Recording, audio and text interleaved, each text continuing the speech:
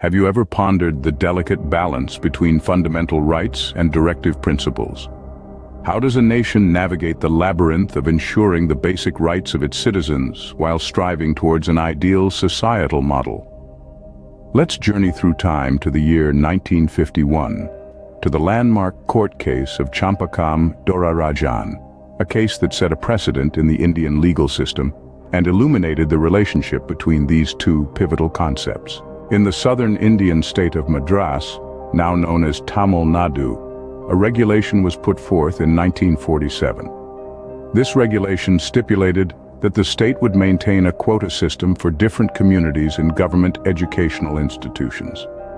The intention was to ensure adequate representation for all communities, aligning with the directive principles of state policy.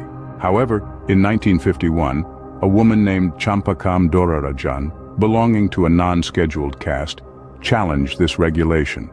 She argued that her son was denied admission to an engineering college due to the quota system, thus violating his fundamental right to equality before the law, as enshrined in Article 15 of the Indian Constitution.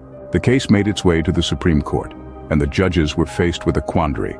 Should the fundamental rights of an individual take precedence over the directive principles aimed at societal betterment?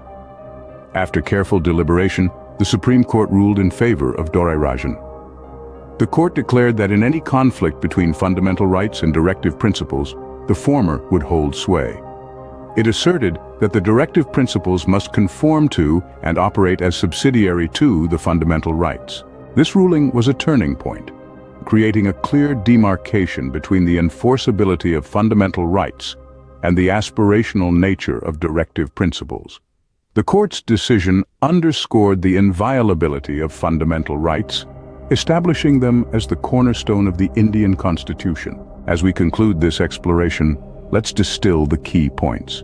Firstly, the Champakam Dorarajan case of 1951 brought to light the conflict between fundamental rights and directive principles, setting a precedence in Indian legal history. Secondly, the Supreme Court ruled that fundamental rights take precedence over directive principles, asserting their paramountcy in the constitutional scheme. Lastly, the case highlighted the inviolable nature of fundamental rights, cementing their status as the bedrock of the Indian Constitution. The tale of Champakam Dorarajan serves as a reminder of the intricate dance between the rights of individuals and the goals of a society. It underlines the importance of maintaining a delicate balance, ensuring that while we strive for societal progress, we do not compromise the fundamental rights that are the essence of our democratic ethos. And so the dance continues as we navigate the complexities of governance and law, etching our way forward in this grand saga of democracy.